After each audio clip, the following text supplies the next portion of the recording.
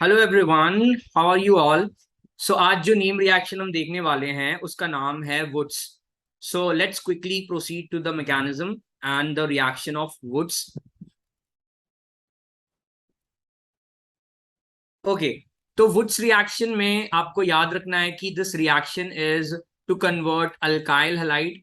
तो हमें alkyl halide लेना है पहले तो एक, और इस अल्काइल हैलाइड की रिएक्शन हम मेटल के साथ करते हैं। तो यहाँ हम एक सोडियम मेटल यूज करते हैं और this happens in the presence of dry ether. तो ड्राई ईथर जो है हमारा एक सॉल्वेंट की तरह ट्रीट होता है इसमें। तो सॉल्वेंट हम यूज करेंगे ड्राई ईथर। एंड फाइनली जो प्रोडक्ट हमको देखने को मिलता है in this reaction is R R. That means ये हमें एक अल्केन बना के दे देता। तो ये हमारा मेजर प्रोडक्ट होगा अल्केन। और जो साइड प्रोडक्ट बनता है इस रिएक्शन का वो होता है NaX। तो ये हमारा एक साइड प्रोडक्ट की तरह मिल जाएगा हमें। Okay, so just for an example अगर मान लेते हैं कि हम कोई अल्काइल हैलाइड लेते हैं, जैसे कि यहाँ पे CH3Cl हम यूज करते हैं, और इसकी रिएक्शन अगर आपको दी है कि sodium in presence of ether. तो कुछ बुक्स में sodium in presence of ether भी लिखा होता है और कंप्लीटली ऐसे लिखा होता है sodium in presence of dry ether. तो अगर ऐसा कुछ लिखा है तो आपको बस क्या करना है, आपको ये जो आर है इस अल्काइल हैलाइड को 2 बार लिखना है। तो 2 बार लिख के आपको अल्केन बना देना। तो फॉर एन एग्जाम्पल ये वाला जो CH3 है, ये CH3 को हम जब 2 बार लिखेंगे तो ये हमें मिल जाएगा इथेन। तो this will be our major product of this reaction. तो अब इसको प्रेडिक्ट कैसे कर सकते हैं हम। आप क्या करना है, आपको जस्ट अगर कोई भी क्वेश्चन आपको दिया है, जैसे मान लो सेकंड क्वेश्चन इज CH3CH2Cl, तो आपको इसको 2 बार बनाना है। तो ये एक शॉर्ट ट्रिक है, आपको इसको 2 बार बनाना है। तो यहां पे मैं कुछ ऐसे बना देता हूं, CH2CH3। तो इथाइल क्लोराइड को 2 मॉलिक्यूल्स लेना है और इसका रिएक्शन सोडियम के साथ। तो सोडियम भी हम इसमें 2 मॉलिक्यूल्स लेते हैं और इसमें से आपको NaCl को बाहर निकाल देना है। तो जब मैं इसमें से NaCl को बाहर करूंगा तो ये वाला मॉलिक्यूल और ये वाला आपस में कंबाइन कर जाएगा। तो यहाँ पे 2 NaCl बाहर निकल जाएंगे एंड फाइनली जो प्रोडक्ट मिलेगा दैट विल बी CH3CH2CH2CH3। मतलब यहाँ पे ब्यूटेन देखने को मिलेगा।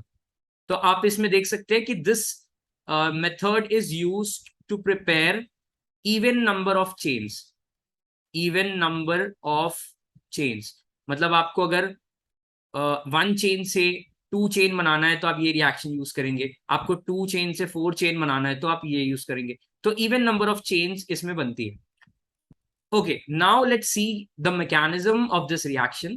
तो ये एक बहुत ही सिंपल सा मैकेनिज्म इसका है which is also very important. तो अब मैकेनिज्म में क्या होता है, सबसे पहले आप क्या करेंगे, हमें पता है कि सोडियम एक मेटल है। ओके, तो मेटल का काम क्या होता है, Na+ में ब्रेक हो जाएगा ये और एक इलेक्ट्रॉन रिलीज कर देगा ना। अब यहाँ पे हम 2 NaCl लेते हैं। तो 2 NaCl अगर हम लेंगे, 2Na लेंगे तो क्या हो जाएगा, 2Na+ प्लस 2 इलेक्ट्रॉन में ये ब्रेक हो जाएगा। सो अब इसमें से ये जो 2 इलेक्ट्रॉन है ना, इसमें से एक इलेक्ट्रॉन एक मॉलिक्यूल ऑफ CH3Cl के साथ रिएक्ट करेगा और दूसरा इलेक्ट्रॉन दूसरे के साथ करेगा। So finally what will happen, अब ये रिएक्ट क्यों करता है, ये इलेक्ट्रॉन इस पे अटैक क्यों करता है, बिकॉज कार्बन के ऊपर यहाँ पे डेल्टा पॉजिटिव का चार्ज होगा। Because chlorine is more electronegative, तो उसने इलेक्ट्रॉन्स कार्बन के खींचे होंगे यहाँ से। सो यहाँ पे एक डेल्टा पॉजिटिव का चार्ज है, इलेक्ट्रॉन माइग्रेट करेगा इधर पे, इस पे अटैक करेगा। तो ये जो है CH3Cl ये ब्रेक हो जाएगा CH3+ plus electron, sorry plus Cl-। तो ये Cl- में ब्रेक हो गया।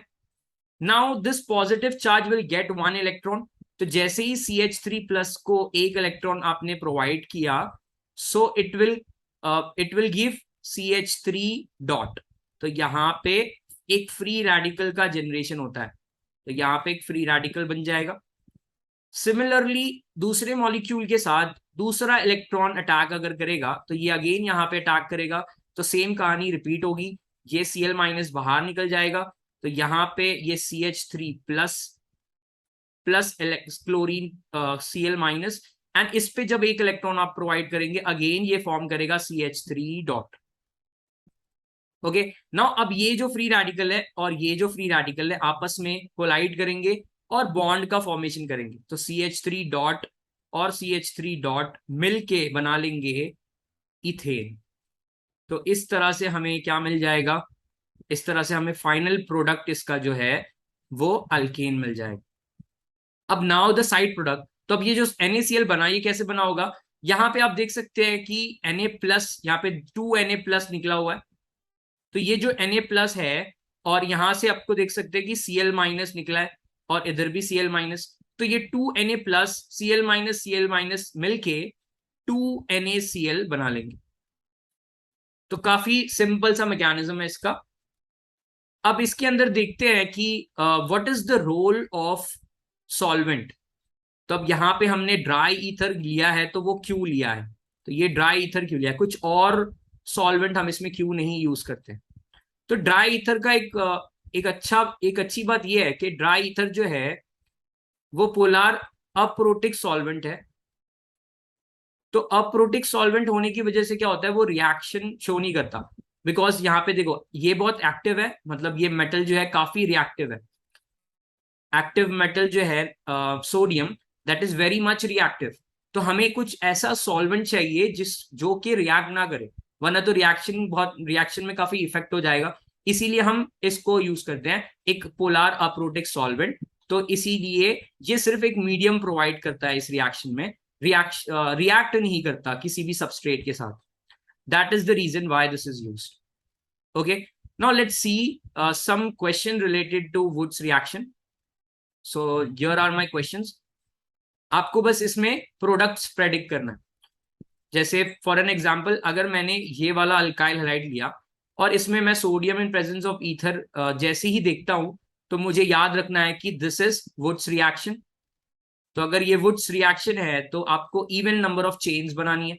तो अब यहाँ पे देखो 1 2 और ये 3 कार्बन है, तो अगर ये 3 कार्बन है तो आपको उसको डबल कर देना है, तो बीच में से NaCl बाहर चला जाएगा और ये 3 मेंबर्ड का 1 2 3 4 5 6, तो ये 3 मेंबर्ड का 6 मेंबर्ड में कन्वर्ट हो जाएगा। ठीक है, तो सिंपल सा प्रोडक्ट है इसका, जस्ट चेन को डबल कर दो। नाउ यहां पे देखो, नाउ यहां पे क्लोरीन जो है वो बीच में से कनेक्टेड है। तो अगर क्लोरीन बीच में से कनेक्टेड है तो अब इस चेन को 6 मेंबर्ड की नहीं बनाना है, बिकॉज क्लोरीन तो बीच में आ गया। तो आपको जस्ट यहां पे एक सिमिलर मॉलिक्यूल इस तरह का कनेक्ट करना है। जैसे फॉर एन एग्जाम्पल ये हमारा कंपाउंड है, अगर Cl माइनस यहां से जाएगा, थोड़ा सा मैकेनिज्म पे गौर करना है, यहाँ पे फ्री रेडिकल बनता है, दो सेम फ्री रेडिकल बन के कंबाइन करेंगे।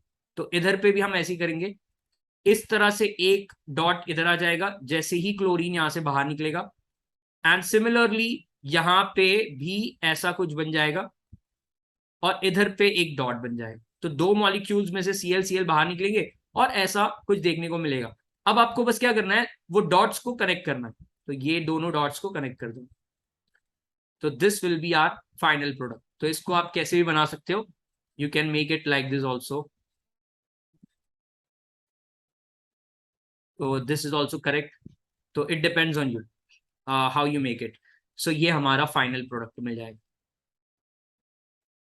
Okay, now the important question, यहाँ पे एक बहुत ही अच्छा क्वेश्चन है। इसमें देखो क्या हो रहा है, इसमें अब मेरे पास दो क्लोरीन के मॉलिक्यूल्स हैं, दो क्लोरीन के एटम्स कनेक्टेड है इस मॉलिक्यूल के साथ। तो अब यहाँ पे क्या होगा, अगर मैकेनिज्म के साथ हम इसको सॉल्व करते हैं तो यहाँ से Cl निकल जाएगा बाहर। तो अगर यहाँ से Cl बाहर निकल गया तो ये भी Cl, दोनों Cl बाहर निकलेंगे। तो फाइनली यहाँ पे कुछ ऐसा कुछ बन जाएगा। तो दिस इज 1 2 3 4 5, तो 5 कार्बन 1 2 3 4 एंड 5। तो इस वाले एंड पे एक फ्री रेडिकल होगा और इस वाले एंड पे एक और फ्री रेडिकल होगा। अब होता क्या है कि इंट्रामोलिकुलर जो रिएक्शन होती है that is far much more quick than intermolecule. तो मॉलिक्यूल के अंदर रिएक्शन ज्यादा तेजी से होती है, इसीलिए किसी बाहर के साथ रिएक्शन करने के अलावा वो क्या करता है, खुद के मॉलिक्यूल के साथ ही रिएक्ट करता है। तो जैसे ये वाला जो डॉट है ये कंबाइन कर जाएगा इस वाले डॉट के साथ। तो जब ये इसका और इसका बॉन्ड फॉर्मेशन होगा तो हमें यहाँ पे एक रिंग फॉर्मेशन देखने को मिलेगी। तो यहाँ पे जैसे 1 2 3 4 5 5 कार्बन है, तो 5 कार्बन के बाद क्या हो जाएगा, इधर पे ऐसे रिंग बना देना। मतलब इसको मैं अगर घुमा के इसको बनाने की कोशिश करूं तो ये कुछ ऐसा बन जाएगा। 1 2 3 4 5 5 कार्बन है और इधर पे एक डॉट है और इधर पे एक डॉट है, ठीक है। और ये दोनों को आपस में आपको कनेक्ट करना है, तो ये ऐसे कनेक्ट होगा। तो फाइनली आप इसमें एक 5 मेंबर्ड की रिंग बना देंगे। सो अब इसमें दो मॉलिक्यूल कंबाइन करने के अलावा क्या हो जाता है, इसमें ये वाला रिएक्शन ज्यादा फास्ट होता है। तो इसको हम कहते हैं इंट्रा मॉलिक्यूलर वुड्स।